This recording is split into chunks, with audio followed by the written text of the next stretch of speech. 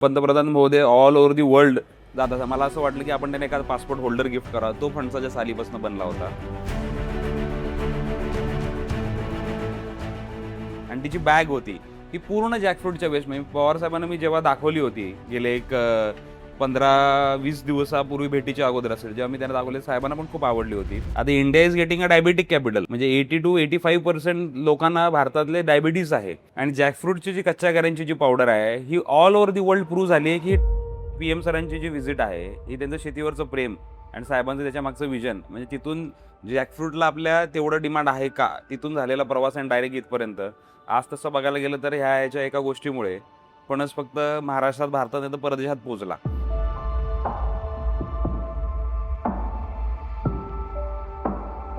म्हणजे आपण जेव्हा म्हणतो की मेक इन इंडिया, पण actually jackfruit is made in India only, just we have to process it. तेव्हा ह्या भागामधली सगळी जी लोक आहेत ना ही फणस खाऊन जगलेली आहेत अक्षरशः. म्हणजे याचा रिलेव्हन्स एवढा महत्त्वाचा आहे की जॅकफ्रूट हे ग्लोबल फूड हंगर इंडेक्समध्ये प्रॉमिनंटली डिनोटेड क्रॉप आहे. कारण की माझे वडील गेले 30-35 वर्षापासून याच्यामध्ये काम करतायत आणि जॅकफ्रूटमध्ये भारतामध्ये प्लांटेशन करणारे आम्ही पहिले शेतकरी आहोत कमर्शियल पद्धतीने. मला असं वाटतं की फणस हे फक्त फळ म्हणूनच राहिले, पण त्याचं जे हिस्ट्री आणि लेगसी बघाल तर ते फार मोठी आहे आणि त्याला जस्टिस मिळालंच पाहिजे. साहेबांकडनं हे इन्स्पिरेशन काय मिळतं की इवन इन धिस एज, म्हणजे ह्या वयामध्ये देखील ही इज लर्निंग आणि ते लगेच अडॅप्ट करणं आणि ते लगेच पॉसन करणं हा जो त्यांचा स्वभाव आहे आणि ते ह्या भेटीमधून ते लगेच समजतं.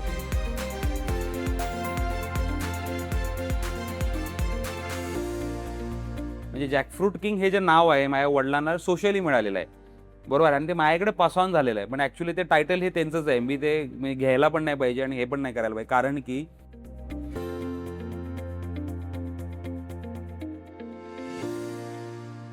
हाय गाईज, टेबल टॉक्सच्या नवीन एपिसोडमध्ये तुमच्या सर्वांचं खूप खूप स्वागत आहे. सो सध्या एक व्हिडिओ व्हायरल होतोय जिथे शरद पवार सर बसलेले आहेत आणि त्यांच्या बाजूला नरेंद्र मोदीजी बसलेले आहेत आणि त्यांना एक माणूस भेटतोय. हा व्हिडिओ खूप व्हायरल होतोय आणि त्या माणसाला जॅकफ्रूट किंग असंही म्हटलं जातं.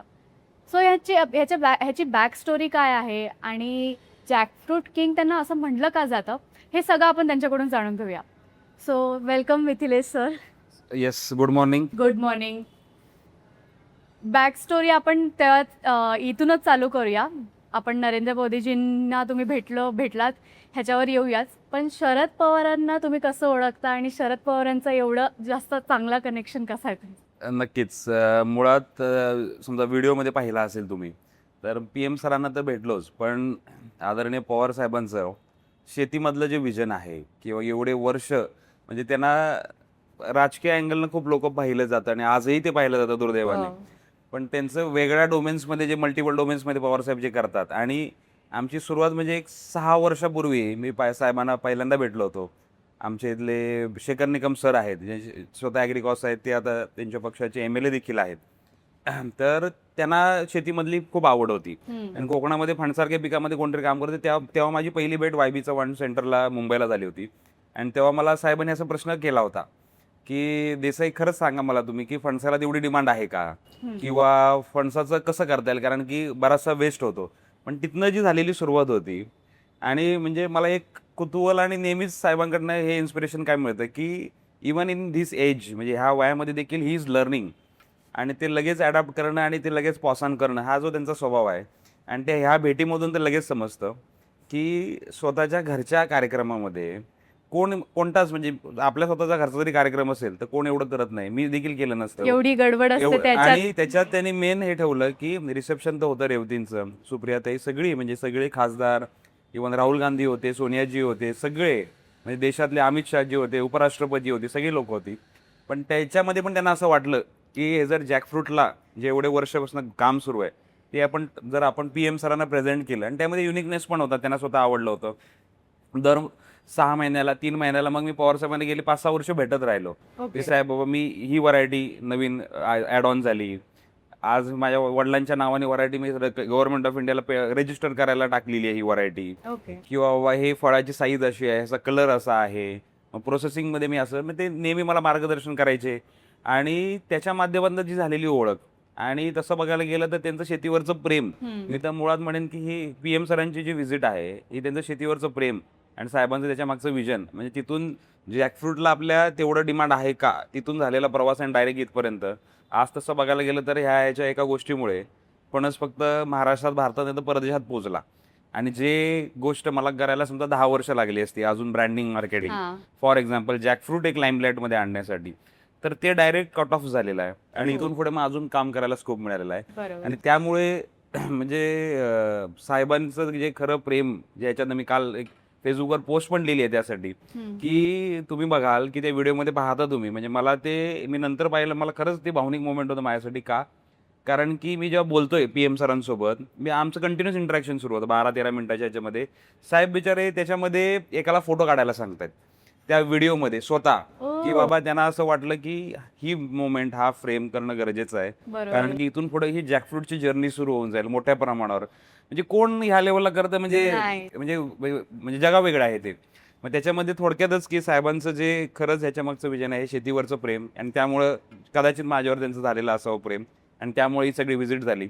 आणि या भेटीचं तसं बघायला गेलं तर सगळेचे सगळे श्रेय म्हणजे आमची मेहनत आणि कष्ट आहेत.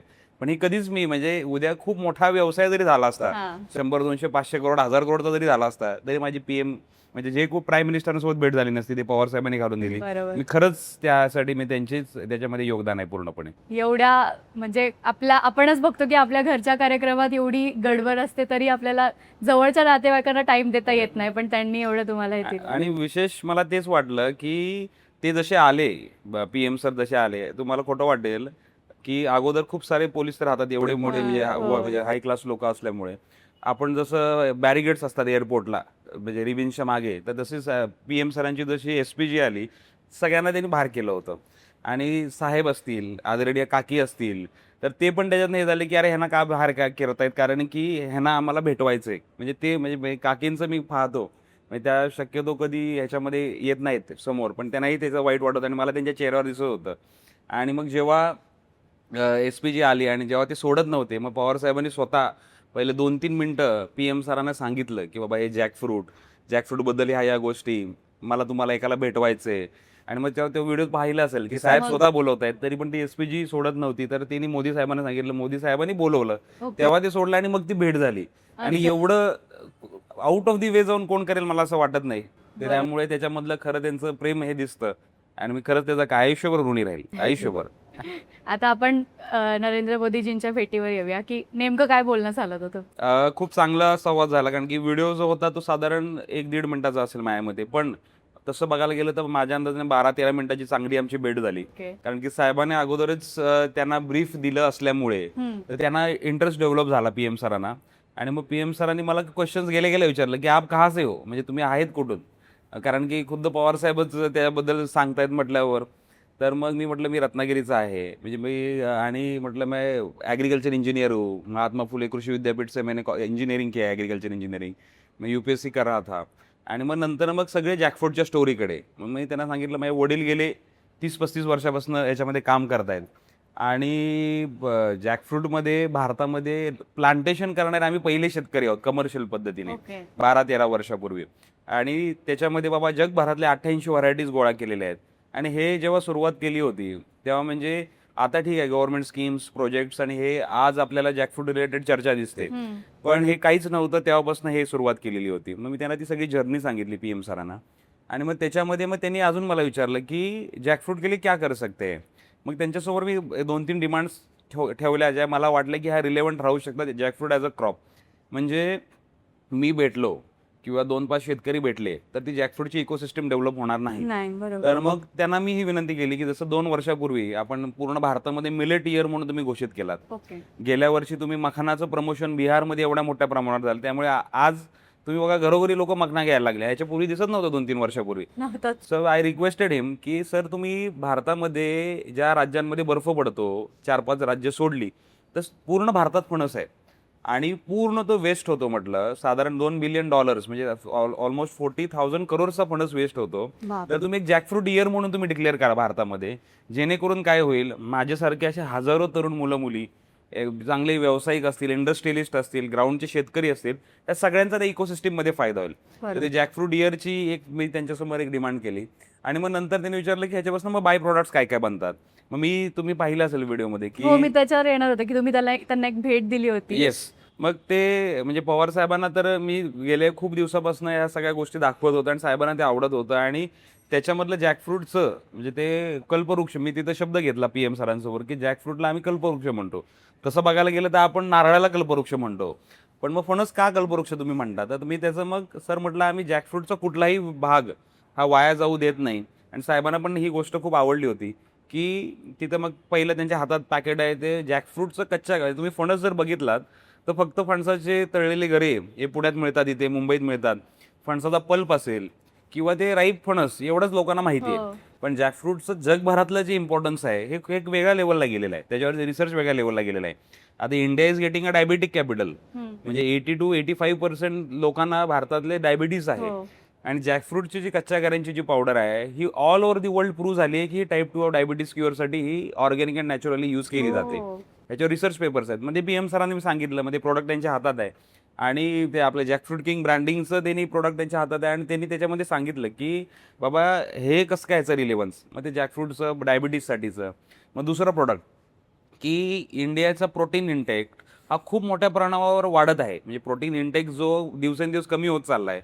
तर मग तेव्हा फणसाची जी आटूळ आहे सीड, म्हणजे ही तुम्ही बघाल की फणसाची आटूळ आजही ग्रामीण भागामध्ये म्हणजे कोकणामध्ये असेल की जिथं फणस होतो तर लहान मुलं जेव्हा जन्माला येतात तेव्हा ब्रेन डेव्हलपमेंटसाठी त्यांना त्यांची आपण भरडी करतो, त्यामध्ये जॅकफ्रूटच्या सीडची पावडर वापरली जाते.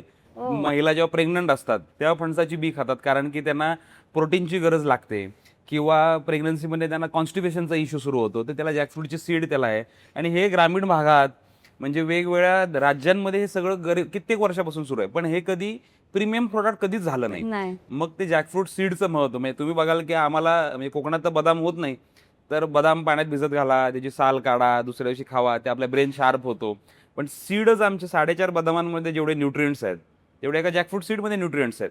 तर मग तशा पद्धतीचं त्याचं प्रॉडक्ट जे होतं ते त्यांना मी दाखवलं. परत जॅकफ्रूटच्या चिप्स, जे हेल्दी स्नॅकिंग मार्केट वाढत आहे आता. म्हणजे तुम्ही बघाल की आता जसं मखणाचं बोललो मी किंवा बाकीचे प्रॉडक्ट्स, म्हणजे आता जे चिप्स आपण ₹5, ₹10, ₹20 घेतो त्याचं प्रमाण कमी होऊन India is turning towards healthy snacking. म्हणजे लहान मुलांना व्हेजिटेबल ओरिएंटेड चिप्स असतील, फ्रूट ओरिएंटेड चिप्स असतील, तर ते जॅकफ्रूटच्या राईप जॅकफ्रूटच्या चिप्स होत्या त्या मी त्यांना दिल्या. आणि सर्वात त्यांना आवडलेलं आणि खुद्द पवार साहेबांना पण ती खूप गोष्ट आवडली की ती जी बॅग होती किंवा ते पासपोर्ट होल्डर होता, मी PM सरांसाठी बनवला होता, तो फणसाच्या सालीपासून बनला होता. म्हणजे it was from the waste. आणि म्हणूनच मी PM सरांना सांगितलं की साहेब म्हणूनच आम्ही कल्पवृक्ष म्हणतो, कारण की फणसाची बी वापरात येते, कच्चे गरे वापरात येतात, राईप फणस वापरात येतो. मी 2 वर्षापूर्वी फणसाची हिरवी पानं जर्मनीला एक्सपोर्ट केली आहेत, 1 टन आणि 5 टन. मग त्यांनी मला विचारलं की म्हणजे ग्रीन लिव्स ये पत्तो का क्या इरिलेव्हन्स आहे. तर मग तेव्हा मी त्यांना सांगितलं की जर्मनीमध्ये याच्यावरती R&D झालेली आहे की ह्याचा जो अर्क आहे हा कॅन्सर ट्रीटमेंटसाठी यूज केला जातो. आणि तुम्ही साऊथ इंडियात जर बघाल तर इडल्या ज्या बनवतात ह्या कोनिकल शेपच्या असतात आणि ते फणसाच्या पानात बनवले जातात, कारण की त्याच्यामध्ये ते मेडिसिनल रिलेव्हन्स आहे. आणि म्हणजे डिकेड्स पासून लोक खात आहेत, पण त्याचं R&D किंवा काय हे झालेलं नाही. हे बाहेर पण गेलं पाहिजे कारण हे खूप युजफुल आहे आणि युनिक आहे. आणि मग तेव्हा मग जी बॅग होती किंवा पासपोर्ट होल्डर मी पहिला दिला, कारण की पंतप्रधान महोदय ऑल ओव्हर दी वर्ल्ड जातात. मला असं वाटलं की आपण त्यांना एखादा पासपोर्ट होल्डर गिफ्ट करावा, तो फणसाच्या सालीपासून बनला होता. आणि तिची बॅग होती ही पूर्ण जॅकफ्रूटच्या वेस्ट. म्हणजे पवार साहेबांना मी जेव्हा दाखवली होती गेले एक 15-20 दिवसापूर्वी भेटीच्या अगोदर असेल, जेव्हा मी त्यांना दाखवली साहेबांना पण खूप आवडली होती. आणि मग तेव्हा त्याच्यामध्ये एक इनोव्हेशन, म्हणजे माझा एक मित्र आहे गौरव सोमवंशी म्हणून, तो ब्लॉकचेन अँड ट्रेसेबिलिटीमध्ये काम करतो, CBD बेलापूरला त्याचं ऑफिस आहे, इमरटेक इनोव्हेशन्स म्हणून. तर त्यांनी त्याच्यामध्ये ट्रेसेबिलिटीमध्ये एक्सपर्ट आहे तो. म्हणजे ट्रेसेबिलिटी काय आहे की उद्या जर फॉर एक्झाम्पल आपण ही समजा कॉफीचं पॅकेट आहे, हे तुम्हाला एक्सपोर्ट करायचं आहे, ₹100 पॅकेट असेल, तर त्याला जर ट्रेसेबिलिटी असेल तर ते तुम्हाला ₹200 विकता येतं. का? तर you are selling product along with the data also. म्हणजे जो तिकडचा माणूस जो कन्झ्युमर आहे त्याला कळतंय की हा फणस कुठून आला आहे किंवा ही कॉफी कुठून आलेली आहे, ह्याला फर्टिलायझर्स कुठले यूज केले गेले आहे, त्याचं रिलेव्हन्स काय आहे, प्रॉपर सगळे पूर्ण डिटेल्समध्ये. मग त्यांना ते प्रीमियम येतं आणि मग त्याच्यामध्ये आम्ही NFC ची चिप ठेवली होती आतमध्ये. म्हणजे तुम्ही बघाल की प्राडाचा फियास्को झाला होता कोल्हापूरला जेव्हा आले होते तेव्हा त्याच्यामध्ये पण कोल्हापुरी चप्पलमध्ये ट्रेसेबिलिटी केली होती. तर ते NFC चिप होती. जेव्हा मी माझा फोन काढला होता त्या व्हिडिओत दिसते, तर मी जेव्हा माझा फोन त्याच्यावरती टॅप केला तर तो ट्रेस पूर्ण ओपन झाला. कारण की आपण पेमेंट करतो बघा ऑनलाईन, हा हा मॉल्समध्ये असेल बरोबर. किंवा टॅप टू पे वाला फंक्शन आहे. येस तर सेम जसं टॅप केलं तर ते पूर्ण ट्रेस उघडला आणि ते सर्वात चांगलं होतं. आणि मी पवार साहेबांना आदल्या दिवशी दाखवलं होतं की त्याची स्टार्टिंगच अशी होती की it is a gift to the prime minister from the farmers of Maharashtra. आणि ते PM सरांना खूपच आवडलं. कारण की ही कसं आहे की आदरणीय पवार साहेबांनी भारतामध्ये ॲग्रिकल्चरमध्ये टेक्नॉलॉजी किंवा AI हे भारतामध्ये पहिल्यांदा बारामतीमध्ये त्यांनी आणलं. तसंच जॅकफ्रूटमध्ये टेक्नॉलॉजीचा वापर करून आम्ही जे रिलेव्हन्स घडवलं ते त्यामुळे साहेबांना ते खूप आवडलं होतं आणि ते PM सरांना खूप आवडलं. आणि मग पूर्ण मग जॅकफ्रूटची हिस्ट्री की बाबा फणसाचं महत्त्व, फणसाची हिस्ट्री, फणसाची लेगसी, भारत कसा फणसाचा उगम देश आहे हे त्याच्यामध्ये, मग त्याच्यामध्ये पौष्टिक घटक काय आहेत, हेल्थ बेनिफिट्स काय आहेत आणि मग पूर्ण म्हणजे ही बॅग जी बनवली आहे ही कुठल्या झाडापासून आली, त्याला आम्ही फर्टिलायझर वापरलेत की नाही वापरलेत, काय वापरले ते पूर्ण ट्रेस. आणि मग त्यांना मी पूर्ण गिफ्ट केलं आणि ते साहेबांना खूप आवडलं. आणि मग आमची चर्चा मग अजून पुढे वाढली कारण की मी बरेचसे डॉक्युमेंट्स वगैरे माझ्यासोबत घेऊन गेलो होतो. मग ते त्याच्यामध्ये एक 1 पेजर पण बनवलं होतं मी, की त्यांनी मला विचारलं की इसके एक्सपोर्ट के लिए क्या करना पडेगा. ते मी म्हटलं सर पहिलं मेन म्हणजे की तुम्ही बघाल की आमचा समजा हापूस आंबा आहे, काजू आहे, ही इकोसिस्टम डेव्हलप्ड आहे. जॅकफ्रूटची इकोसिस्टम डेव्हलप नाही आहे. तर त्याच्या माध्यमातून आम्हाला गव्हर्नमेंटच्या सपोर्टने असेल, CSR सपोर्टनं असेल, ग्रँट सपोर्ट्सनं असेल, आम्हाला भारतामध्ये 5 झोन्स आहेत तसं बघायला. North India, south India, east west आणि नॉर्थ ईस्ट. कारण की नॉर्थ ईस्ट 7 सिस्टर्समध्ये सगळीकडे फणस आहे नॅचरली होणारा, पण तो पूर्ण वेस्ट होतो. ओके. तर त्यामुळे एक जॅकफ्रूट इयरचं एक डॉक्युमेंट होतं. परत दुसरं एक 1 पेजर होतं त्याच्यामध्ये की भारतामध्ये फणस किती आहे, एक्सपोर्ट पोटेन्शियल किती आहे आणि ह्याच्यामध्ये आपल्याला परकीय चलन किती येऊ शकतं आणि ह्याच्यामध्ये कुठले देश पुढे आहेत. म्हणजे फणस हा भारताच्या मार्गे बर्मा, म्यानमार मार्गे व्हिएतनाम, मलेशिया, इंडोनेशियात गेला आणि आज जगातलं सगळं एक्सपोर्ट हे छोटे देश जे महाराष्ट्रापेक्षाही छोटे आहेत ते पूर्ण ते- एक्सपोर्ट करतात जॅकफ्रूटमध्ये. म्हणजे तिथे एअरपोर्टवर फणस आपल्याला फ्रेश खायला मिळतं, चिप्स मिळतात. तर तेवढं आपलं नेटिव्ह क्रॉप असलेलं म्हणजे आपण जेव्हा म्हणतो की मेक इन इंडिया, पण actually jackfruit is made in India only, just we have to process it. तर त्याचं जे रिलेव्हन्स होतं त्यांना ते खूप आवडलं. आणि मग त्यामुळे त्यांना मी हे पण देखील सांगितलं साहेबांना की साहेब म्हटलं आम्ही शेतकरी उत्पादक कंपनी चालवतो, मी एवढ्या फार्मर्सची आहे. आता मी म्हटलं प्रायव्हेट लिमिटेड देखील फॉर्म केलेली आहे. त्याच्यामध्ये आम्ही फर्स्ट रेज ऑफ राऊंड पण करतो आहोत. मग त्याच्यामध्ये आम्ही अशी लोकं घेतात की स्ट्रॅटेजिक इन्व्हेस्टर्स पण घेत आहोत. म्हणजे माझं स्वप्न आहे की भविष्यामध्ये ही फणसाची इंडस्ट्री ॲटलिस्ट 1,000 करोडची तरी भारतात व्हायला पाहिजे. हे म्हणजे तसं बघायला गेलं तर 40,000 करोड समोर 1,000 इज व्हेरी लेस. पण तेव्हा जेव्हा ते स्वप्न बघू तेव्हा ते पुढे जाऊन तेवढा त्याचा रिलेव्हन्स वाढेल. आणि हे जे सगळे प्रॉडक्ट्स जे आहेत ते जर खरंच ॲक्च्युअल म्हणजे कस्टमरपर्यंत पोहोचले तर ते 1,000 crore is not a small, म्हणजे त्याला खूप वेळ लागेल असं मला वाटत नाही जर स्ट्रॅटेजिक लोकं त्यामध्ये आली तर. आम्ही त्यांना हे सांगितलं की साहेब म्हटलं आम्हाला तुम्ही जसं मखना बोर्ड केला बिहारला किंवा वेगवेगळ्या राज्यांमध्ये तुम्ही क्रॉपला प्रमोट करता, तसं आम्हाला वेस्ट झोन म्हणजे कोकण भाग, रत्नागिरी आमचा लांजा असेल तर तिथे एखादं जॅकफ्रूटचं मोठं क्लस्टर आम्हाला करायची संधी द्या तुम्ही. आणि त्याचंच मग कॉपी पेस्ट आपण नॉर्थ इंडियात, साऊथ इंडियात, ईस्ट इंडियात, नॉर्थ ईस्टमध्ये करू शकतो, जेणेकरून ओव्हरऑल ह्या जॅकफ्रूटची इकोसिस्टम वाढेल. त्यांना ते आवडलं. त्यांनी सगळे प्रोडक्ट्स, सगळे कागद त्यांच्यासोबत द्यायला सांगितले आणि जात्यावेळी ते त्यांच्यासोबत देखील घेऊन गेले. म्हणजे ओव्हरऑल एक 12-13 मिनिटाच्या चर्चेत ही खूप चांगल्या आणि रिलेव्हंट गोष्टी म्हणजे मला सांगायचं म्हणजे संधी मिळाली तिथे. तुम्ही तुमचे सगळेच प्रोडक्ट्स एक्सप्लेन पण केले आणि तुम्ही काय करता हे सगळंच त्या कारण ह्याच्या की पेटीत ते झालं. गरजेचं आहे. मला असं वाटतं की फणस हे फक्त फळ म्हणूनच राहिले, बरोबर. पण त्याचं जे हिस्ट्री आणि लेगसी बघाल तर ते फार मोठी आहे. आणि त्याला जस्टिस मिळालंच पाहिजे. जस्टिस मिळालंच पाहिजे. कारण आणि रिलेव्हंट आहे ना, हो. डायबिटीजसाठी सोल्युशन आहे, प्रोटीनसाठी सोल्युशन आहे, विगन मीट. आता ऑल ओव्हर दी वर्ल्ड बरेचसे देश आता शाकाहारीकडे वळत आहेत आणि त्यासाठी जर सोल्युशन असेल, आपण सोयाबीन पासून वगैरे बरंच ट्राय झालं, पण सोयाबीन जे पाण्यात भिजतो तेव्हा त्याला रबर सारखा टेक्स्चर येतो. हो. पण फणस जेव्हा छोटा असतो म्हणजे सीड डेव्हलपमेंटच्या अगोदरची स्टेज, तर तुम्ही हैदराबादला कधी गेला तर हैदराबाद इज फेमस फॉर बिर्याणीज. म्हणजे तिथं चिकन बिर्याणी आहे, मटन बिर्याणी आहे आणि जॅकफ्रूट बिर्याणी आहे. तुम्ही जर तिन्ही खाल्लात तर तुम्हाला तिन्हीमध्ये फरक समजणार नाही. तेवढं ते मॉक मीटला मिमिक करतं जॅकफ्रूट. हो. कारण की चिकन मटनला स्वतःचं टेक्स्चर नाहीये, त्याला स्वतःची चव नाहीये, त्याला टेक्स्चर आहे. आणि त्या टेक्स्चरला आपण मसाले टाकतो त्यामुळे ती त्याला चव चव येते. येते. आणि जेव्हा फणस जेव्हा छोटा असतो ना तर त्याला पण स्वतःची चव नसते. आपल्याला फक्त फणस पिका किंवा रसाळ एवढंच माहिती, म्हणजे आपण ते इमॅजिन केलेलं आहे. हो. पण तो जो छोटा असतो त्याला टेक्स्चर आहे, त्याला टेस्ट नाहीये, आणि त्यामुळे तेच मसाले जर याच्यात टाकले तर सेम ते मॉक मीटला मिमिक करतं. ओके. तर विगन मीट म्हणजे हे तिसरं प्रोडक्ट. परत हे वेस्ट टू वेलचे प्रोडक्ट्स, म्हणजे खरंच ही गोष्ट देश लेवलला जर पुढे आली तर त्याच्यामधनं केवढी मोठी रेव्हेन्यू जनरेशन, म्हणजे ॲज अ जॅकफ्रूट किंग असेल किंवा माझं वैयक्तिक राहू द्या साईडला, पण ओव्हरऑल भारतामध्ये एक नवीन रेव्हेन्यू स्ट्रीम शेतीमध्ये येईल. हो.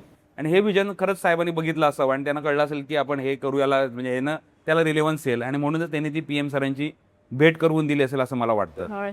सर, तुमचं आणि जॅकफ्रूटचं एवढं कसं कनेक्शन झालंय, की म्हणजे सुरुवात कशी झाली तुम्हाला सुरुवात तर माझ्या वडिलांनीच केलेली आहे, कारण की म्हणजे he is the first person in India की ज्याने फणसाची कमर्शियल पद्धतीने लागवडीची सुरुवात केली. त्याचा म्हणजे बॅक हिस्ट्री पण खूप आहे, की ते मला नेहमी सांगतात की 1972 साली भारतामध्ये दुष्काळ पडला होता, आणि तेव्हा हे किनारपट्टीचे जे सगळे राज्य आहेत, म्हणजे समजा गुजरातचा भाग आहे, दीव दमण आहे, कोकण आहे, केरळ, अगदी फिरून अगदी वेस्ट बेंगाल आणि नॉर्थ ईस्ट, तर तेव्हा भारतामध्ये अन्नाचा तुटवडा झाला होता खूप मोठ्या प्रमाणावरती. म्हणजे तेव्हा अन्न मिळत नव्हतं, आणि तेव्हा मिलो म्हणून तिकडून आयात भारतामध्ये पाठवलं होतं. म्हणजे तेव्हा लोक केरळ याच्या दुकानावरती रांग करून ते मिलो घ्यायला उभे राहायचे, आणि ते मिलो म्हणजे तिकडचं डुकरांचं खाद्य होतं. आणि तेव्हा एवढा फूड स्कॅर्सिटी इंडियामध्ये झाली होती, आणि मग तेव्हा त्याची जर भात केला किंवा त्याची भाकरी केली, चपाती केली, ती अशी सॉफ्ट व्हायची आणि ती खाल्ली की घशाला लागायची. आणि ते मला सांगतात, आणि त्यांनी ते अनुभवले, कारण की ते तर खूपच गरीब परिस्थितीतनं पुढे आलेले आहेत वडील माझे. आणि मग तेव्हा ह्या भागामधली सगळी जी लोक आहेत ना, ही फणस खाऊन जगलेली आहेत अक्षरशः. म्हणजे याचा रिलेव्हन्स एवढा महत्वाचा आहे की जॅकफ्रूट हे ग्लोबल फूड हंगर इंडेक्समध्ये प्रॉमिनंटली डिनोटेड क्रॉप आहे, कारण की हे फळ म्हणून लोक याच्याकडे न पाहता अन्न म्हणून पाहतात, म्हणजे ग्लोबली बघायला गेलं तर. म्हणूनच त्याला सुपर फूड म्हटलं जातं. म्हणजे तुम्ही जर गुगल केलं व्हॉट इज जॅकफ्रूट, मग तिथं लिहून येतं की it is one of the largest fruit of the world, म्हणजे जगातलं सर्वात मोठं फळ, आणि ते सुपर फूड आहे, नॉट अ फ्रूट. म्हणजे ह्याच्याकडे अन्न म्हणून. आणि तीच गोष्ट 2020 आणि 21 मध्ये श्रीलंकेला रेप्लिकेट झाली. म्हणजे तो देश जेव्हा पूर्ण डबघाईला गेला होता, ते बीबीसीने चांगला रिपोर्ट कव्हर केलाय त्याच्यावर, की 2 वर्ष ती राज्य पूर्ण देश श्रीलंका ग्रामीण भागामध्ये फणस खाऊन जगलेला आहे. कसं खाऊन जगलाय तर भाजीचा म्हणून, त्याच्या बिया म्हणून, किंवा बाबा त्याचे पिके राईप जॅकफ्रूट असेल, किंवा बाबा त्याचे डेझर्ट्स बनवून असेल, किंवा त्याचे बाबा वेगवेगळे पदार्थ घरामध्ये बनवून असेल, तर तसं खाऊन जगलेलं आहे. तर ते त्यांना इम्पॉर्टन्स माहिती होतं माझ्या वडिलांना, कारण की ते स्वतः अनुभवलं होतं. आणि माझं मूळ गाव हातकंबा आहे. जसं तुम्ही आता तुमचं गाव कोल्हापूर आहे, जिल्हा तुम्ही सांगितलात, आंबा घाट आहे. तिथं तुम्ही जर एप्रिल मे मध्ये जून मध्ये गेलात तर फणसाचे ढीग लावलेले असतात, किंवा तुमच्या कोल्हापूरला गडंगलीज रोडला पण लावलेले असतात.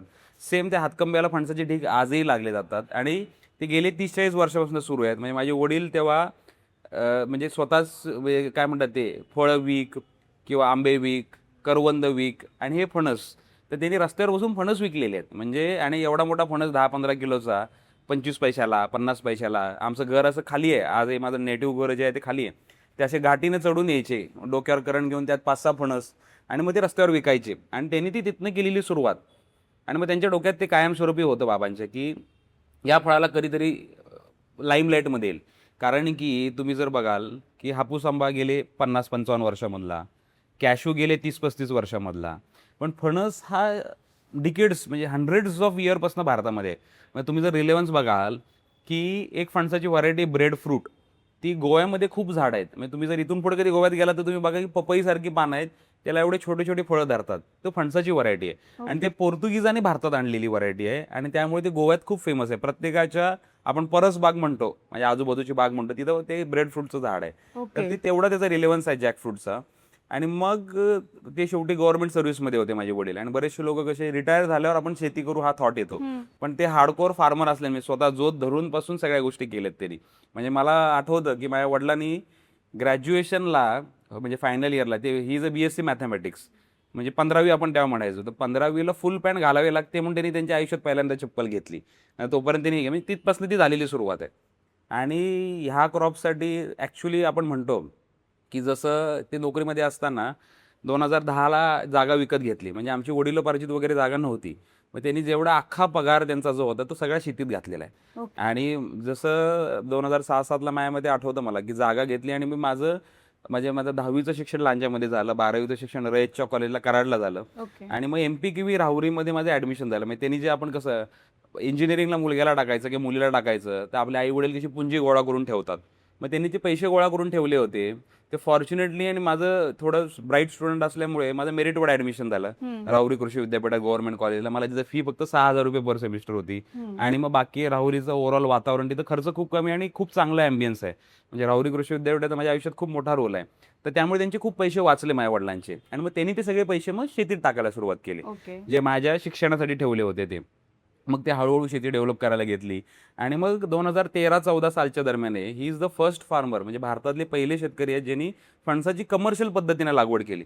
म्हणजे ते माझ्या चुलत भावाला घेऊन केरळला गेले, 2-3 आजूबाजूच्या जिल्ह्यांमध्ये फिरले आणि पहिली 400 झाडं म्हणजे तोपर्यंत भारतामध्ये फणसाची एवढी सलग लागवड कोणीच केली नव्हती. मग तेव्हा ते 36 व्हरायटी ट्रेननं घेऊन आले. तेव्हा मलाही मी तर नव्हतोच, मी राहुरीत शिकत होतो तेव्हा. मग त्यांनी ते लागवड केली आणि लोक तुम्हाला खोटं वाटेल की तेव्हा हसायचे अक्षरशः त्यांच्यावर की वेडा माणूस आहे का, की बाबा बघा इथं आंब्याची लागवड आपल्याकडे होते, काजूची होते, फणस कुठे लावतो, फणस बघ कोण बघत पण नाही त्याकडे, बघ म्हणजे पावसाळ्यात पडून जातात त्याची व्हॅल्यू झिरो आहे. पण ही वॉज व्हेरी फर्म म्हणजे त्यांच्या निर्णयावरती. म्हणजे आपण जसं म्हणतो की एखादा वेडा माणूसच इतिहास घडवायला लागतो. म्हणजे माझे वडील आहे म्हणून मी म्हणत नाही, पण मुळात ते खरंच त्यांनी जे त्यांच्यामध्ये जे हे होतं आणि त्यांनी लहानपणी जे भोगलं होतं बघितलं होतं तर त्यांना ते रिलेव्हन्स असेल कदाचित आणि त्यामुळे ते हट्टाने त्यांनी लावले. म्हणजे म्हणजे आजूबाजूचे रिलेटिव्ह पण त्यांना म्हणायचे की अरे हा काय, पण तीच लोक आज फार्मवर येतात, हसतात, खेळतात, त्यांचे मित्रपरिवार असेल. आज ऍक्च्युली माझ्या इथं फार्म व्हिजिट्स होतात. म्हणजे पूर्वी आपण इंडस्ट्रियल व्हिजिट्स करायचो कॉलेजला असताना, तर ते कसे आपण इकडे जा म्हणजे निम्म इंडस्ट्रियल व्हिजिट आणि निम्म आपण पर्यटन करायचो. तर लोक आता माझ्याकडे यायला येतात की बाबा म्हणजे 10वी पर्यंतची मुलं, 12वी पर्यंतची मुलं, 15वी पर्यंतची की जॅकफ्रूट इकोसिस्टीम समजून घ्यायला. मग त्यांनी ती केलेली सुरुवात आणि मग तोपर्यंत पॅरलली मी राहुरी कृषी विद्यापीठात माझं शिक्षण वगैरे सुरू होतं. म्हणजे ह्या फणसाचं मुहूर्तमेढ म्हणजे ते रुजवायचं काम भारतामध्ये त्या माणसाने केलेलं आहे. आणि मग तिथून पुढे मग मी राहुरी कृषी विद्यापीठात जेव्हा शिकत होतो तुम्ही बघाल की बरेचसे हे राहुरी कृषी विद्यापीठ ॲडमिशन घेतात हे सिव्हिल सर्व्हिसेससाठी घेतात. म्हणजे MPSC आपलं पुणे पण त्याचं मोठं हब आहे आणि आमच्या पासआउट झाल्यावर मी पण तिथे तेच होतं. म्हणजे पण राहुरीमध्ये एक चांगला माझ्यावरती संस्कार एवढे चांगले झाले कारण की तुम्ही जर बघाल की आपण कॉलेज सोडलं की आपल्याला कॉलेजची व्हॅल्यू कळते. असं आहे, असताना आपल्याला व्हॅल्यू कळत नाही. कारण की अगदी तलाठीपासून किंवा कृषी सहाय्यकापासून ते अगदी कलेक्टरपर्यंत IPS आहे, सेक्रेटरी आहे, हे आमच्या कृषी विद्यापीठातले घडवलेली लोक आहेत. आणि मग तिथपासून ती जर्नी माझं इंजिनिअरिंग पूर्ण झालं आणि दरवर्षी 50 मुलं दिल्लीला जातात. तर मग मी दिल्लीला गेलो, तिथं मी 2 वर्ष प्रिपरेशन केली, प्रिलिम्स वगैरे एक्झाम दिली आणि असं होतं की आपण कुठलीही का होईना म्हणजे UPSC जरी नाही झाली तरी MPSC मधनं 100% मी कुठली तरी क्लास 1 पोस्ट काढली असती कारण की तेवढं कॅलिबर होतं माझ्यामध्ये आणि ते माझ्या वडिलांना माहिती होतं, सगळ्यांना माहिती होतं. पण 2016 साली साधारण मी दिवाळीच्या दरम्यान घरी आलो होतो. तर तेव्हा मग बाबा मी आणि आमचं घरचं एक एन्व्हायरमेंट खूप चांगलं आहे म्हणजे फ्रेंडली एन्व्हायरमेंट आहे. तर जेव्हा मी घरी आलो तेव्हा आमची अशी चर्चा झाली की नक्कीच तुला ह्याच्यामध्ये करायचं आहे का, नक्कीच तुला नोकरी करायची आहे का, नंतर मी जॅकफ्रूटची जर्नी सुरू केलेली आहे तर तू याचा विचार कर. मी म्हटलं बाबा आपण हे विचार करू, ठरवू की आपण हे कसं करूया, काय करूया. आणि मग तेव्हाच एकदा ना सुट्ट्यांमध्ये वायनाड केरळला जॅकफ्रूटवरती इंटरनॅशनल सेमिनार झाला होता. म्हणजे भारतातला पहिला आणि जगातला दुसरा. आणि ज्या ज्या देशांमध्ये फणस होतो Africa, Malaysia, Vietnam, Indonesia, Sri Lanka, ज्या सब ट्रॉपिकल सगळ्या कंट्रीज आहेत ते देश जगभरातली लोक तिथं 5 दिवसासाठी आली होती. सेंटरचे चीफ म्हणजे ॲग्रिकल्चर सेक्रेटरी सगळी लोक होती, भारतातली सगळी महत्त्वाची लोक होती. महाराष्ट्रातनं फक्त आम्ही दोघं बापलेकच होतो. म्हणजे इव्हन ॲग्रिकल्चर युनिव्हर्सिटीचं वगैरे कोणीच नव्हते तिथे. तर मग तेव्हा तिथं कॅन्सरवरचं, डायबिटीसवरचं किंवा जॅकफ्रूटचं ओव्हरऑल विगन मीट जे आपण सगळे तर तिथं खूप प्रेझेंटेशन खूप चांगलं आम्हाला शिकायला मिळालं. मग तिथून आल्यावर मग मी निर्णय घेतला की आपण इथून पुढे नोकरीच करायची नाही. म्हणजे तसं बघायला गेलं तर it is easy to say now, पण तेव्हा ते फार डिफिकल्ट होतं. आणि मग मग आम्ही ठरवलं की ना प्रायव्हेट ना गव्हर्नमेंट, मी पूर्णपणे ॲग्रिकल्चर इंजिनियर आहे. शेतीतलं शिक्षण घेतलं तर आपण ॲग्रिकल्चरमध्ये लावू. आणि माझ्या वडिलांनी ते म्हणजे रोप तर लावलं, आपण त्याचं झाड करायचा प्रयत्न करूया. आणि इनिशियल इयर्स फार स्ट्रगलिंग होते. म्हणजे जसं मगाशी मी बोललो की इकोसिस्टीम डेव्हलप नव्हती. फणस म्हणजे आत्ता 2-3 वर्षापूर्वीपर्यंत दुर्लक्षित फळ किंवा वाया जाणारं फळ म्हणूनच होतं. पण ती तिथनं सुरू झाली. माझ्या आजूबाजूचे नातेवाईक हे सगळे म्हणायचे की अरे तू ॲटलिस्ट कुठली तरी नोकरी कर, हे सगळं सोडून बाबाच्या नादी लागलायस किंवा काय करतोयस किंवा असं. पण माझं कुटुंबाचं, माझ्या आईचं, माझ्या वडिलांचं म्हणजे त्यांनी माझ्या खूप विश्वास होता आणि त्यांनी तो विश्वास दाखवल्यामुळे मी या गोष्टी सगळ्या करू शकलो असेल असं मला वाटतं. कारण की घर चालायचं हे माझ्या आईमुळे चालायचं. शेतावरचा सगळ्याचा खर्च व्हायचा, तो सगळ्या माझ्या वडिलांच्या पगारातनं चालायचा आणि ते असं हळूहळू ते घडत गेलं, पुढं जात गेलं. आणि माझे रिलेटिव्ह शेवटी शेवटी म्हणायला लागले की यार तू ॲटलीस्ट बँकेची तरी नोकरी दे, तेवढा तर तू हुशार आहेस, तिथं तरी तुला 50-60 हजारची नोकरी लागेल. पण we were firm our decision आणि मग आम्ही ते हळूहळू ती जर्नी मग पुढे गेला. मग तिथनं पुढे ते आम्ही कंटिन्यू करायला सुरुवात केली. मग वा. आता तुमची शेती आणि काय काय मॅन्युफॅक्चर होतं आत्ताचं कसं आहे? आताचं भारतामधली सर्वात लार्जेस्ट फार्मर प्रोड्युसर कंपनी म्हणजे आपण शेतकरी उत्पादक कंपनी म्हणतो, ती आम्ही चालवतो आणि साधारण 1100 फार्मरसोबत मी काम करतो. आणि 2000 जसं मी तुम्हाला आता आपली चर्चा झाली की 2016-17 मग पहिला मी इनिशियल इयर्स जे आहेत की प्लांटेशनवर भर दिला. म्हणजे की लोकांना हे कमर्शियल क्रॉप आहे हे कसं समजेल. नुसतंच आपण बोलून उपयोग नाही. शेतकरी मला असं वाटतं की जगातला सर्वात हुशार माणूस असतो कुठलाही फार्मर, कारण की तो इकॉनॉमिक्सचा विचार करतो. त्याकडे जरी MBAचं शिक्षण जरी नसलं तरी तो इकॉनॉमिक्सचा विचार करतो. मग हळूहळू वडिलांनी ज्या 36 व्हरायटी होत्या त्या मग वाढवत आम्ही 50 केल्या. 50 नंतर 70 गेल्या, 72 गेल्या आणि आज जगभरामध्ये जॅकफ्रूटच्या 128 व्हरायटीज आहेत. त्यातल्या 88 व्हरायटीज माझ्या इथं झापडेगाव लांजा इथं लागलेल्या आहेत माझ्या फार्ममध्ये.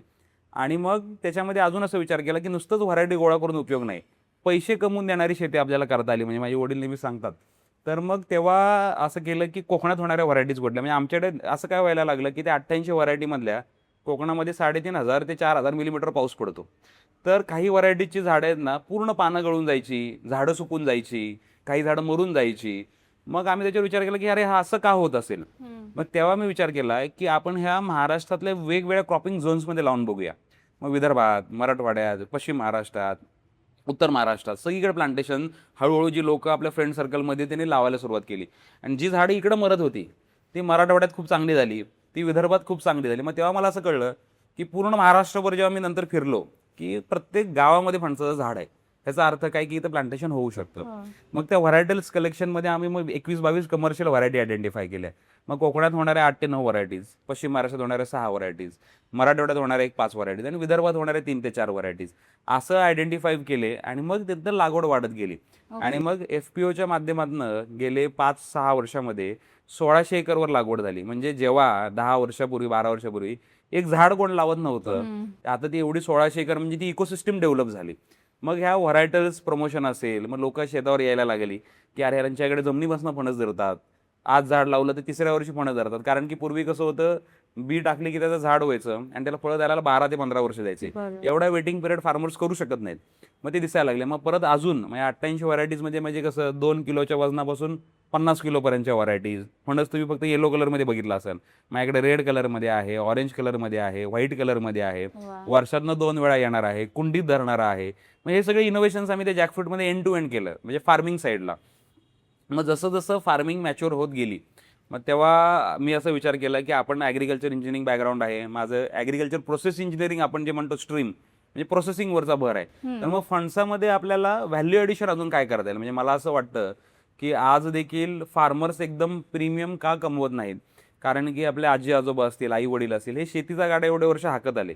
पण आता त्याला टेक्नॉलॉजी जोड देणं, प्रोसेसिंग जोडणं हे दिस इज अ राईट टाइम. कारण की लोक आता हेल्थ कॉन्शियस व्हायला लागली, लोक आता ऑर्गॅनिककडे वळायला लागली आणि इथं यंगस्टर्सची फार गरज आहे मला असं वाटतं. आणि त्यामुळे मग मी जॅकफ्रूटमध्ये काय काय करता येऊ शकतं ह्याचा मग रिसर्च करायला लागलो, ह्याच्या प्रोसेसिंगला काय करायला लागलं. कारण की पॉलिसीमध्ये कुठेच नव्हतं. म्हणजे जसं बघाल की केचप, टोमॅटोपासून केचप बनवायला काय मशीन्स लागतात, त्याची इकोसिस्टम तयार आहे.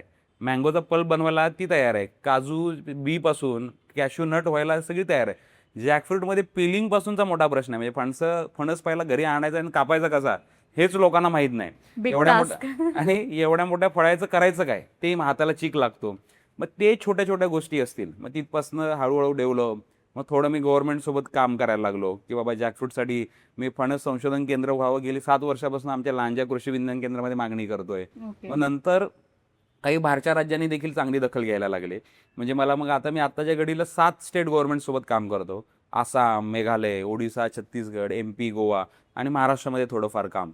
अशा पद्धतीने मग तिकडून जसं रिलेव्हन्स मला चांगलं यायला लागलं, मग अजून मी देशभर थोडं फिरायला लागलो. तेव्हा मला समजलं, तेव्हा जे PM सरांना मी सांगितलं की 85% of our countries having jackfruit. याचं कारणच काय आहे, कारण की ह्या सगळ्या भागांमध्ये मी फणस बघितला. कोण तो भाजीचा म्हणून खातोय, कोण ते लोणचं म्हणून खातोय, कोण ते विगन मीट म्हणून खातंय, किंवा कोणते पिका फणस म्हणून खाते साऊथ इंडियामध्ये. मग त्याच्या प्रोसेसिंगवर अजून आम्हाला असं वाटलं की आपण भर द्यावी. मग त्याच्या सुरुवातीला आम्ही चिप्स बनवायला सुरुवात केली. मग हे जॅकफ्रूटची कच्च्या कैऱ्यांची पावडर ही ग्लोबलमध्ये रिसर्च पेपर्समध्ये आहे, पण भारतामध्ये त्याचं कुठंच R&D झालेलं नव्हतं. मग ह्याचे फ्लोअर बनवणं, मग याचं फूड टेस्टिंग करणं. परत आता फणस खाल्ला की आपण त्याचं वरचं साल आहे, म्हणजे बॅगवाला तो एकदम प्रीमियम कॅटेगरी झाली. पण जेव्हा आपण त्याचं साल फेकून देतो, तर तुम्ही बघा की गाय किंवा म्हैस येऊन ते खाते. तुम्ही बघितलं असाल गावामध्ये तसंच आहे. ते का खात असेल ती, तर एवढे वर्षापासून आहे, म्हणजे कित्येक वर्षापासून ते तसं करतात. पण बघितलं, कारण त्या वासाने त्यांना समजतं आणि ते खायला येतात. मग आम्ही त्याचं पण ॲनालिसिस केलं की सालीमध्ये असं नक्की काय आहे. तर एखाद्या दुभत्या गाई किंवा म्हशीला जर त्या जॅकफ्रूटचं स्किनचं पावडर जर आपण काय म्हणतो त्यांना खायला घालतो डाएटमध्ये, तर तिला 250 ग्रॅम जर आपण 30 दिवस जर दिली, तर आम्ही ऑब्झर्वेशन केलं होतं, तर त्याचं मिल्क क्वांटिटी तर वाढते आणि मिल्क फॅट पण वाढतं आणि त्यांचं ओव्हरऑल डायजेस्टिव्ह सिस्टम सुधारते. म्हणून त्या गाई किंवा म्हशीनं कळत होतं, पण आपण त्याचा रिसर्च केला नव्हता. तर ते पण आम्ही रिसर्च केलं आणि मग फणसाचे बाय प्रोडक्ट्स मग लोकांकडे ट्राय करणं स्वतःच्या घरी. म्हणजे मी त्याच्यावरती लिहायला सुरुवात केली. म्हणजे ह्या तुम्हाला माहिती असेल किंवा माहिती नसावं, पण कारण की 4 जुलै हा इंटरनॅशनल जॅकफ्रूट डे आम्ही साजरा करायला सुरुवात केली होती आणि तो जगभर साजरा केला जातो. म्हणजे व्हिएतनाम, मलेशिया ह्या सगळ्या देशांमध्ये साजरा केला जातो गेले खूप वर्षापासून. पण ह्या वर्षी मला आनंद का वाटला की ह्यावेळी 4 जुलैला मी इंस्टाग्रामची फीड पूर्ण बघत होतो ना, तर दर 7-8 पोस्ट नंतर इंटरनॅशनल जॅकफ्रूट डे वरती लोकांनी लिहिलंय, बोललंय. पण 10 वर्षापूर्वी म्हणजे मी UPSC जरी सोडली असली आणि राहुरी कृषी विद्यापीठात याचं माझ्या आयुष्यामध्ये का ओव्हरऑल आपली पर्सनॅलिटी बिल्डिंग असेल, ओव्हरऑल आपलं व्हिजन असेल, आणि माझा सब्जेक्ट ऑप्शनल जॉग्राफी होता. मी UPSC करत होतो तेव्हा. त्यामुळे जॉग्राफी असल्यामुळे हे फणसाचं कुठल्या कुठल्या देशामध्ये आणि काय चाललंय, म्हणजे मी आजही स्वतःला, म्हणजे आपण म्हणतो वन्स अ ॲस्पायरंट ऑलवेज ॲस्पायरंट, तर ती माझे एज्युकेशन किंवा जे नॉलेज आहे कधीच वायाला गेलं नाही. म्हणजे आजही मला त्या सगळ्या गोष्टींचा फायदा होतो. म्हणजे मी जरी शासकीय नोकरी किंवा कुठली नोकरी पत्करली नसली, तर माझं ते एज्युकेशन वायाला गेलं नाही. आणि त्याच्यामुळेच हा रिलेव्हन्स मला समजायला लागला की फणसापासून आपण काय काय गोष्टी करू शकतो, काय त्याच्यामध्ये हे करू शकतो. मी एवढे वर्ष मध्ये नंतर मग छोटं प्रोसेसिंग युनिट होतं. आता मी ते प्रोसेसिंग युनिट स्केलअप पण केलेलं आहे. स्केलअप म्हणजे महाराष्ट्राचा बऱ्यापैकी सर्वात मोठा जॅकफ्रूट प्रोसेसिंगचा युनिट, म्हणजे पुढच्या 3-4 महिन्यात तो पूर्ण होऊन जाईल. मग महाराष्ट्र सरकारच्या योजना आहेत, PMFME आहे, स्मार्ट आहे किंवा मॅग्नेट आहे, वर्ल्ड बँकचे प्रोजेक्ट्स आहेत, याच्या माध्यमातून हळूहळू मग त्याला रिलेव्हन्स यायला सुरुवात झाली. मग बाहेरच्या राज्यांमध्ये करायला सुरुवात झाली. आणि आता रिसेंटली मी प्रायव्हेट लिमिटेड कंपनी पण फॉर्म केली आहे. त्याच्यामध्ये आता आम्ही फर्स्ट रेज ऑफ राऊंड पण करत आहे, जेणेकरून बाबा की फार्मिंग झाली, प्रोसेसिंगमधली R&D झाली, आता हे कन्झ्युमर्सपर्यंत पोहोचवणं गरजेचं आहे. म्हणजे लोक आता मला डायबिटीससाठीची तुम्ही जी पावडर बनवता ती द्या, किंवा प्रोटीनसाठी बनवता ती द्या, किंवा आम्हाला शाकाहारी बिर्याणी बनवायची घरी तर ही द्या. पण अजून ते जसं बघायला माझं कसं आहे, स्विगी, झोमॅटो, ब्लिंकिट ह्याच्यावरती तुम्ही 5 मिनिटात तुमच्या घरी यायला पाहिजे. तर ती ओव्हरऑल इकोसिस्टम पुढची आहे आता, म्हणजे मार्केटिंग ब्रँडिंगची. तर त्याच्यावरती आता इथून पुढचं आमचं काम चालणार आहे. आणि आता ते असं झालंय की फर्स्ट रेज ऑफ राऊंड करून स्ट्रॅटेजिक इन्व्हेस्टर कुठला चांगला घेऊन, जो ओव्हरऑल ह्या बिझनेस इकॉनॉमी, म्हणजे मला फार्मिंगचं नॉलेज आहे, मला ओव्हरऑल प्रोसेसिंगचं नॉलेज आहे, बिझनेसचं नॉलेज आहे, पण ती बिझनेस स्केल जो आहे त्यासाठी चांगल्या लोकांची गरज आहे.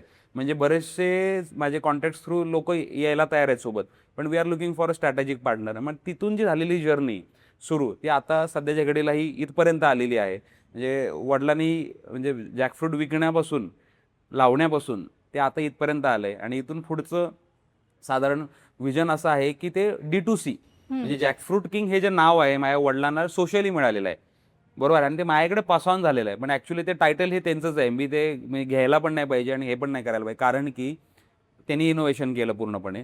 आणि मग त्याच्यामध्ये हे जे टायटल, सोशल टायटल जे आहे, हे कमर्शियल टायटल कसं होईल. म्हणजे जॅकफ्रूट किंग आता या PM व्हिजिटमुळे, तर प्राईम मिनिस्टर सरांच्या व्हिजिटमुळे तर पूर्ण देशामध्ये गेलं. लोक आता जॅकफ्रूट किंग म्हटलं की ओळखतात, म्हणजे लिटरली ओळखतात, म्हणजे ऑन द वे चालताना वगैरे पण. पण मग आता हे कमर्शियल प्रोडक्ट कसं करता येईल, म्हणजे प्रत्येकाच्या घरात कसं जाईल, तर इथून पुढची जर्नी आमची आता इथून पुढे तशी राहील. ओके सर, आपण यूथकडे येऊयात की जसं तुम्ही इकोसिस्टम बोललात, इकोसिस्टमचा यूथला कसा फायदा होईल? मी तुम्हाला का सांगतो, कारण की फॉर एक्झाम्पल ॲलोवेराचं आपण उदाहरण घेऊ की 2000 अतुल भोसेकर सर म्हणून आहेत, त्यांनी ॲलोवेरावर खूप बरेच वर्ष काम केलं. फेम नावाची कंपनी होती त्यांची, कॉस्मेटिक्सची, तुम्हाला माहिती असू शकते. तर 2015-14च्या अगोदर ॲलोवेराबद्दल कोणच बोलत नव्हतं. म्हणजे आज ॲलोवेरा बघाल तर तुमच्या खाण्यात आहे, तुमच्या कॉस्मेटिक्समध्ये आहे, सगळीकडे आहे. तर ह्याच्यासाठी कोणी तर आपलं आयुष्य पणाला लावावं लागतं आणि मला असं वाटतं माझ्या वडिलांनी ते आयुष्य पणाला लावलं. पण ह्याच्यामधनं शिकण्यासारखं असं आहे की फक्त फणस मी म्हणणार नाही, पण ओव्हरऑल ॲग्रिकल्चरकडे जो बघण्याचा दृष्टिकोन आहे हा आता थोडा चेंज करायला पाहिजे. आपण म्हणतो AI आलं, नोकऱ्या जातील किंवा हे होतील, ते ऑलरेडी व्हायला लागले, म्हणजे बऱ्याचशा फील्ड्समध्ये व्हायला लागले. पण ते ॲग्रिकल्चरमध्ये ते एवढं हॅम्पर होणार नाही. म्हणजे मला असं वाटतं की we have to do friendship with this technology. माझ्यासोबत जर मैत्री केली तर शेतीमध्ये खरंच कायापालट होऊ शकतं. अजून बिल्ड होऊ शकतो. कारण की ज्या गोष्टी करायला 5 वर्ष लागतील त्या आपण 2 वर्षात 1 वर्षात करू शकतो. आणि म्हणजे नेहमी मी सांगतो की ही जी भेट आहे ही म्हणजे मी ती मुळात माझ्या डोक्यात ते फेम कधीच घालून घेतलं आणि घालून घेणार नाही. कारण की माझ्याकडे ते लॉंग टर्म व्हिजन आहे. आणि जर इथून पुढे जर आपण थोडं म्हणजे आहे असं राहिलो तरी काय होणार नाही. पण ते उद्या जर डाऊनफॉल झालं तर तो निगेटिव्ह मेसेज जाईल. कारण की जॅकफ्रूट एवढं केलं आणि ते नंतर निगेटिव्ह गेलं तर त्यामुळे मी तर त्याच्यासाठी काम करत राहील. माझ्याकडे जेव्हा म्हणजे शेतावरती बरीचशी मुलं येतात, मुली येतात जे शिकलेले आहेत वेगवेगळ्या डोमेन्समधले. तर ते मला सांगतात की दादा मला शेतीमध्ये करायचं आहे, तर तुम्ही गाईड करा. मला प्रोसेसिंग पल्पचं युनिट करायचं आहे, मला चिप्सचं युनिट करायचं आहे. तर मुळात बऱ्याचशा वेळा असं होतं की मुलांची पण तयारी आहे शेतीमध्ये यायची. मग कधी कधी पालकच नको म्हणतात, तू कशाला शेतीमध्ये हात घालतो, तू तिकडे नोकरी कर. आता आमच्या कोकणात तर फार मोठा प्रॉब्लेम आहे की बरेचशी मुलंही पुण्या मुंबईत अगदी बेसिक पगारावर इथं काम करतात आणि तिकडे तर त्यांच्या जागा आहेत वडिलोपार्जित, तर अंडर डेव्हलप्ड आहेत. तर ते डेव्हलप करणं गरजेचं आहे नवीन मुलांनी आता. आणि पूर्वी कसं होतं की तसं बघायला गेलं तर कोऑपरेटिव्ह जो प्रकार आहे, सहकार आमच्या कोकणात रुजला नाही. पण ह्या FPO जी सिस्टीम आहे, overall state government central government जी पुश केली आहे, प्रमोट केली, त्यातून चांगले आउटकम्स निघतात. हे लॉंग टर्ममध्ये निघतील, ते आज त्याचा आउटकम समजणार नाही. आणि त्याच्या माध्यमातून आता अशी परिस्थिती झाली, आर्थिक परिस्थिती ओव्हरऑल जगाची, की आता पर्याय राहिला नाही एकत्र येण्याशिवाय. म्हणजे पूर्वी कसं होतं की इंडिव्हिज्युअली करता येत होतं किंवा तेव्हा तेवढा कॉम्पिटिशन नव्हतं. पण आता मुलींचं असं आहे की आपण एकत्र पद्धतीने काम करू. म्हणजे तुम्ही बघाल की तुम्हाला शेती करायची असेल, म्हणजे यंगस्टर्सला मी हाच मेसेज देऊ इच्छितो याच्यातून की शेती करायची असेल म्हणजे तुम्हाला काय फणस तोडायला लागायलाच पाहिजे असं काही नाही, किंवा तो कापायलाच पाहिजे असं काही नाही. ओव्हरऑल समजा जॅकफ्रूट इकॉनॉमी बघितली तर समजा एखादी शेती करतोय तर ते हार्वेस्टिंग करायला कोणतरी लागतं. आता समजा स्टार्टअप इंडिया किंवा स्टँडअप इंडिया आहे किंवा इनोव्हेशनवर आपण भर देतो. फणसाचं पिलर फॉर एक्झाम्पल जगभरात कुठंच नाही आहे. तर एखाद्याला जर शेतीमध्ये व्यवसाय करायचा आहे, तर एखादा मेकॅनिकल इंजिनियर असेल, त्यांनी जर समजा जॅकफ्रूटचं पिलर डेव्हलप केला आणि त्याचे जर त्याने लाख मशीन्स विकले तर त्याचं आयुष्याचं पूर्ण कायापलट झाला.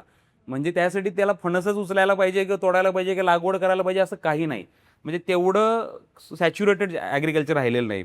उद्या समजा मला आता डिजिटल मार्केटिंगसाठी लागतं, तर त्याचा कोणतरी भाग होऊ शकतं, त्याच्यावर एखाद्याचा व्यवसाय होऊ शकतो. नॉट ओन्ली जॅकफ्रूट, ओव्हरऑल ॲग्रिकल्चरसाठी ॲग्रिकल्चर डिजिटल मार्केटिंग हा एक वेगळा नवीन स्ट्रीम आहे. आता पॅकेजिंग आहे. आता समजा मी PM सरांना उदाहरणार्थ बॅग दिली, हे दिलं, पासपोर्ट होल्डर दिला, पण त्याला आम्ही देताना जर ते प्लास्टिकच्या बॅगमध्ये दिलं तर आपण म्हणतो सस्टेनेबल, पण म्हणजे ॲक्च्युअली सस्टेनेबल आहे का? नाही. तर मग कोणतरी पॅकेजिंग इंडस्ट्रीमधला माणूस ह्याच्यासाठी सस्टेनेबल पॅकेजिंग डेव्हलप करू शकतो, कोणी ब्रँडिंग मार्केटिंग करू शकतो, कोण त्याचे डिझायनिंग करू शकतो. त्याच्या आजूबाजू खूप ऑपॉर्च्युनिटी. बरेचशी लोक हे ट्रेडर्सना का विकतात त्यांचा माल, जो शेतीमाल जो आहे तो, कारण की लॉजिस्टिक्स प्रत्येक शेतकऱ्याला जमत नाही. तर कोणी जर असं काही इनोव्हेशन आणलं युथनी की बाबा ह्याच्यामध्ये लॉजिस्टिक्समध्ये आपण एकदम इझिली, म्हणजे माझ्या लांजामधनं मला तिथं पोस्ट ऑफिसला किंवा बाकीच्या किंवा डिलिव्हरीला वगैरे जायची गरज लागणार नाही. माझ्या इथनं उचललं जाईल आणि इकडं मुंबई पुण्यात तुम्ही ऑर्डर केली तुम्हाला मिळलं जाईल. हे शहरांमध्ये डेव्हलप झालं, पण ग्रामीण भागात अजून बिलकुल डेव्हलप नाही. तर त्या इकोसिस्टीममध्ये काम करायला, म्हणजे आता असं नाही राहिले की शेती म्हणजे तुम्हाला चिखलात हात घाला, मातीत पाय घाला, असं राहिलेलं नाही. हे इकोसिस्टीमचे कोणी सर्व मुली याच्या भाग होऊ शकतात. आणि मला असं वाटतं किती टेक्नॉलॉजी जरी वाढली तर ॲग्रिकल्चर आणि ॲग्रिकल्चर अलाइड बिझनेसेस हे स्केलच होणार आहेत. ज्या पद्धतीने पॉप्युलेशन वाढते, ज्या पद्धतीने food consumption, fruit consumption, organic consumption वाढतंय, तर ह्याला कधीच सॅच्युरेशन येणार नाही. आणि इथून पुढचे हे 25 वर्ष जे असतील हे ॲग्रिकल्चर अलाइडचे बिझनेसेस राहतील आणि ह्याच्यामध्ये युथची फार गरज आहे. म्हणजे आपले आजी आजोबा आई वडील शेतीचा गाडा हाकत आले, पण त्याला इनोव्हेशनची जोड देणं फार गरजेचं आहे. जसं समजा आम्ही जॅकफ्रूटमध्ये त्याचा प्रयत्न केला. अशी खूप क्रॉप आहेत हो, खूप. आता तुम्ही बघितलं असेल जांभळाची पोस्ट व्हायरल झाली होती. पाऊस पडणार नाही, बिचारा जांभूळ त्यामध्ये बदनाम झालं, पण पाऊस पडायचा तेवढाच पडला. जांभळासारखं एक क्रॉप आहे किंवा बाकीचे ओव्हरऑलचे क्रॉप आहेत. म्हणजे मला म्हणायचं आहे की परदेशातली पिकं आपण इकडं आणून लावतो आणि त्याच्या सक्सेस स्टोरी करतो, तसं न करता भारतामध्ये, महाराष्ट्रामध्ये नेटिव्हमध्ये ऑलरेडी एक्झिस्टिंग खूप आहेत क्रॉप्स, ज्याचं ब्रँडिंग मार्केटिंग. आमच्या कोकणामध्ये तर तुम्ही असं जंगलातनं चालत गेलात तर कोण जर त्यातला जर मेडिसिनल प्लांट्समधला हुशार माणूस आहे ना, तो सांगतो की माझ्या इथं आल्यावर की अरे मिथिलेश हे झाड आहे, हे झाड आहे, ह्याचा ह्याच्यासाठी वापर आहे, ह्याचा डिहायड्रेशन झालं तर ह्याच्यासाठी ह्याचा वापर आहे. पूर्वी लोक ते आयुर्वेद विद्या करत होती, पण आता ते हे झालं. तर हे रिसर्च इनोव्हेशनचा भाग आहे आणि युथनी जास्तीत जास्त शेतीमध्ये यावं. शेतीच करायला पाहिजे असं काही नाही, तुम्ही त्या इकोसिस्टमचा भाग व्हा, असं मला म्हणजे त्यांना एक मेसेज देऊ वाटतं याच्यातनं. परदेशातली झाडं म्हणजे मी आता तोच विचार केला की आपलं अवकाडो आणि ही आता आलेली जी पण फ्रुट्स आहेत ती खूपच जास्त तुम्ही त्यात जर बघाल अवोकॅडो असेल, ड्रॅगन फ्रूट असेल, म्हणजे ही आहेत, किवी असेल, हां. हे हेल्थ बेनिफिट्स आहेत. पण ते प्रत्येक भागात होत नाहीत. ओव्हरऑल काही मुलींनी खूप चांगले त्याच्यावरती इनोव्हेशन्स केले आणि ते म्हणजे खरंच वाखाणण्याजोगं आहे. पण तसं बघायला गेलं तर जसं जॅकफ्रूट होतं, तसे असे खूप क्रॉप्स आहेत, खूप जास्ती. म्हणजे आमच्याकडे ते हे मिळते, गुळवेल म्हणतो आपण, गुळवेल. म्हणजे असे वडाचे पारंब्या कसे असतात तसं ते मोठं झाड आहे आणि त्याला ते येतात. ओके. म्हणजे ते परदेशामध्ये शुगरसाठी किंवा डायबिटीजसाठी त्याचा एवढा भाग कट करून रात्रभर पाण्यात ठेवतात. सकाळी ते पाणी येलो कलरचं होतं आणि ते कन्झ्युम करतात. त्याच्या ते जसं जॅकफ्रूटमुळे शुगर कंट्रोल होते, त्याच्यामुळे पण होते. ओके. तर असे खूप साऱ्या अनटॅप्ड, अनएक्सप्लोर्ड गोष्टी आहेत ज्याच्यामध्ये मुलं-मुली इनोव्हेशन्स करू शकतात. आणि परदेशातले क्रॉप आपण कसं आहे, शेवटी इकोसिस्टम वाढते, डिमांड वाढेल तसं आपण ग्रो करायला पाहिजे. ते तर म्हणजे हे करायलाच पाहिजे आपण, म्हणजे स्वीकारायला पाहिजेच. पण त्यासोबत जे नेटिव्ह क्रॉप्स आहेत त्याचं प्रमोशन, त्याचं ब्रँडिंग होणं गरजेचं आहे. आणि म्हणजे त्याच्या माध्यमातून एक इकॉनॉमी डेव्हलप होईल असं मला वाटतं. सर व्हिडिओच्या इथे आपण परत येऊया की त्याच्यानंतरचा तुम्हाला रिस्पॉन्स कसा आला? रिस्पॉन्स म्हणजे तसं बघायला गेलं तर माझी लाईफ चेंजिंग मुवमेंट झाला माझ्यासाठी. आणि पवार साहेबांनी दिलेली संधी म्हणजे मला राहून राहून ते तसं सारखं का मला उल्लेख करू वाटते, कारण की ती तेच देऊ शकतात संधी. बरोबर. म्हणजे तुम्ही बघाल की एवढे त्यांना तर किती लोक भेटत असतील आणि किती लोक भेटतात, पण त्यांनी ते तेवढं प्रेम दाखवलं, केलं. मग मला खरंच त्यांचं आहे. आणि व्हिडिओ नंतरचा रिस्पॉन्स जर म्हणाल तर फक्तच महाराष्ट्रातनं नव्हे, किंवा जी लोक माझ्या शेतावर येऊन गेली आहेत ती लोकांनी त्यांच्या त्यांच्या जिल्ह्यामध्ये, गावामध्ये ते सगळीकडे पाठवलं. परत बाहेरच्या राज्यांमधून त्याच्यामध्ये तुम्ही जर आज यूट्यूबवर टाकलं तर तमिळमध्ये, मल्याळममध्ये, ओडियामध्ये, नॉर्थ ईस्ट लँग्वेजमध्ये, काल मिड डे गुजरातमध्ये आलं होतं. म्हणजे पूर्ण देशभर याची दखल घेतली गेली. आणि मला असं वाटतं की जॅकफ्रूट किंग हे नाव जे माझ्या वडिलांनी शून्यापासून सुरुवात केली होती, हे घराघरामध्ये ॲक्च्युअलमध्ये पोहोचलं या माध्यमातून. आणि परदेशातनं देखील, म्हणजे तुम्हाला खोटं वाटेल, म्हणजे मी प्रायव्हेट लिमिटेडमध्ये माझा एक पार्टनर आहे, तो बऱ्यापैकी ॲक्टर्स, फिल्म स्टार्स, स्पोर्ट्समन्स ह्यांच्या इकोसिस्टममध्ये तो राहतो पहिल्यापासून. आणि मुद्दाम मी त्याला आमचा तो को फाउंडर आहे. तर त्याच्यामध्ये त्यांनी ज्या ज्या लोकांनी रिच आउट केलं होतं गेले वर्षभरामध्ये, क्रिकेटर, फिल्म स्टार्स, त्यातले 50-60% लोकांनी त्याला स्वतःहून व्हिडिओ पाठवला की अभी बता मुझे की अभी जॅकफ्रूट में क्या करना है करके. म्हणजे इवन परदेशातनं पण फोन आले, म्हणजे आफ्रिकामधून असेल, US असेल, UK असेल, न्यूझीलंड असेल, इकडून. म्हणजे एक छोटीशी भेट केवढी हिस्टॉरिक होऊन जाऊ शकते हे मलाही देखील समजलं. पण ह्या फेमचं, किंवा ह्या फेम नाही म्हणणार, ते चुकीचा शब्द आहे, ही जी गोष्ट जी घडली आहे ओव्हरऑल, तर त्याचं मॅक्सिमम लेवरेज कसं करता येईल ह्या जॅकफ्रूट इकोसिस्टमसाठी. म्हणजे जास्त मला असं ह्या माध्यमातून सांगू इच्छितो की महाराष्ट्र सरकार असेल किंवा भारत सरकार असेल, तर ॲक्च्युअल जॅकफ्रूट इयरची जी माझी मागणी आहे ती खूप जास्ती रिलेव्हंट आहे. कारण की एक नवीन साधन देतोय आपण शेतकऱ्यांना. कारण की तुम्ही जर बघाल की कोकण भाग किंवा नॉर्थ ईस्ट या सगळ्या भागांमध्ये, म्हणजे माझे वडील म्हणतात की jackfruit is a pension crop. का पेन्शन क्रॉप आहे? कारण की 100 ते 300 वर्ष जगणारं कुठलंच फळ झाड नाही आहे. आपण म्हणतो 4 पिढ्या बसून खातील ही म्हण आहे, आणि पिढी ही 25 वर्षाची पकडली जाते. 100 वर्षाचं फणसाचं झाड जगतं, तर ॲक्च्युअल 4 पिढ्या बसून खातील अशी ती शेती आहे. आणि पूर्वी कसं होतं की म्हण होती की फणसाच्या बाबतीत की आजोबाने झाड लावायचं आणि नातवाने खायचं. पण आता एवढं इनोव्हेशन झालं आहे की आजोबानेच लावायचं आणि 2-3 वर्षांनी आजोबानेच खायचं. आणि हे इथून पुढचे कित्येक पिढ्या त्याच्या जनरेशन घडू शकेल. तर हे ओव्हरऑल जी सगळी इकोसिस्टम, मला असं वाटतं की फणस खरंच या नवीन एक आर्थिक क्रांती घडवू शकते शेतीमध्ये. सर यामध्ये मग तुमचं लॉंग टर्म विजन काय आहे? लॉंग टर्म विजन म्हणायला गेला तर जसं मी जॅकफ्रूट इयरचा तर मगाशी उल्लेख केलाच, त्यासोबत की ॲक्च्युअलमध्ये फणस आता कन्झ्युमर्सपर्यंत पोहोचायची ॲक्च्युअलमध्ये आता वेळ आलेली आहे ती. कारण की आपला जी घोडादौड होती ती थोडी कमी वर्षात व्हायला लागली, ती चांगली गोष्ट झाली. आणि ह्याच्यामध्ये जसं आता मी या पॉडकास्टच्या माध्यमातून पण तुम्हाला सांगू इच्छितो की आम्ही जसं रेज करतोय आता पहिलं, तर जसं स्ट्रॅटेजिक इन्व्हेस्टर्स सोबत यावे, स्ट्रॅटेजिक लोक सोबत यावी, आणि माझं 1000 करोड्स जॅकफ्रूट इकोसिस्टम जर्नी करायचं माझं विजन आहे. आणि ते विजन अशा स्वरूपात आहे की उद्या समजा आता समजा तुम्ही कॅफेमध्ये आहे आपण आता इथे की दुसरीकडे जर हॉटेलमध्ये गेलात तर नाश्त्याच्या सेक्शनमध्ये तुम्हाला जॅकफ्रूटचा ब्रेकफास्ट मिळायला पाहिजे. कारण की ते घरोघरी करतात. आपण सांदण म्हणतो, म्हणजे आमच्या कोकणात सांदण म्हणतात. तो ब्रेकफास्टचा पदार्थ आहे. पण तो लोकांना खायला कुठल्या प्रीमियम हॉटेलला पण नाही, मिड हॉटेलला पण नाही, कुठंच नाही. तर त्या लेवलमध्ये ब्रेकफास्ट सेक्शनमध्ये जॅकफ्रूट पाहिजे. तुम्ही ज्युसेसमध्ये गेलात तर जॅकफ्रूटचा ज्यूस पाहिजे. तुम्ही आईस्क्रीम सेक्शनमध्ये गेला जॅकफ्रूटचं डेझर्ट पाहिजे. तुम्ही जसं काय म्हणतात ते बिर्याणी सेक्शनला गेलात तर चिकन मटन सोबत जॅकफ्रूटची बिर्याणी पण आली पाहिजे. पनीर टिक्का आहे तसा जॅकफ्रूटचा टिक्का व्हायला पाहिजे. कबाब्स आहे. तर तेव्हा एवढं जेव्हा काम होईल तेव्हा मी असं समजेल की ही ओव्हरऑल इकोसिस्टम डेव्हलप झाली. आणि त्यात फक्त माझाच किंवा माझ्या शेतकऱ्यांचा किंवा कोकणाचा म्हणजे मोठा डेव्हलपमेंट असं म्हणणार नाही. ह्या लेवलला जे इकोसिस्टम डेव्हलप होईल त्याच्यामध्ये काम करणारे प्रत्येक शेतकऱ्याचा, प्रत्येक प्रोसेसरचा, प्रत्येक काम करणाऱ्या माणसाचा त्याच्यामध्ये फायदा होईल. येस, तर ओव्हरऑल या इकोसिस्टममध्ये जो प्रत्येक भाग जो आहे म्हणजे अगदी शेतकऱ्यापासून प्रोसेसर्सपासून या ओव्हरऑल सिस्टीममध्ये काम करणारी जी लोक आहेत ते याच्या बेनिफिट होतील. म्हणजे जसं प्रत्येक क्रॉपमध्ये क्रांती घडली तसे या जॅकफ्रूटमध्ये घडावी असं मला याच्या माध्यमातून वाटतं. आणि ओव्हरऑल जास्तीत जास्त मुलं इथून पुढे म्हणजे मुलं मुली इथून पुढे शेतीकडे एक लास्ट ऑप्शन म्हणून न पाहता पहिले मेनस्ट्रीम 2-3 ऑप्शन्स म्हणून पाहतील असं मला वाटतं. आणि ओव्हरऑल ह्याच्या माध्यमातून मी हेच माझं विजन सांगू इच्छितो की माझ्या वडिलांनी जे लावलेलं छोटं रोपटं त्याचं आता झाड झालं, त्याला आता फणस पण धरले, त्याचं आता प्रोसेसिंग पण व्हायला लागलं. पण ते आता फक्त जगभर पोहोचणं गरजेचं आहे. आणि जॅकफ्रूट किंग हा जो टायटल आहे हा सोशली मिळालेला एक कमर्शियल पद्धतीने स्केलअप होईल मी याच्यात ही अपेक्षा करतो. आणि ओव्हरऑल फणस हे पीक भारतामध्ये एक नवीन ॲग्रिकल्चरमध्ये क्रांती घडवेल असा माझा त्याच्यावरती ठाम विश्वास आहे. Thank you sir. खूप म्हणजे मी विचार नव्हता केला की जॅकफ्रूटबद्दल एवढं काय काय ऐकायला भेटेल. आणि आय होप की यूथला पण खूप जास्त माहिती मिळाली असेल की जॅकफ्रूट ह्याच्यामध्ये पण पोटेन्शियल आहे आणि ह्याच्यामध्ये ॲज अ ॲग्रिकल्चरमध्ये तुम्ही येऊ शकता. So thank you so much. Yes, पूर्ण टीमचे तुमचे थँक्यू सो मच. सरांनी आपल्याला खूप महत्त्वाची माहिती सांगितली आणि नरेंद्र मोदीजींच्या भेटींपासून ते त्यांचा सुरू झालेला प्रवास आणि का त्यांना जॅकफ्रूट किंग म्हणून म्हटलं जातं हे सगळं सांगितलं. खूप इन्स्पायरिंग स्टोरी होती.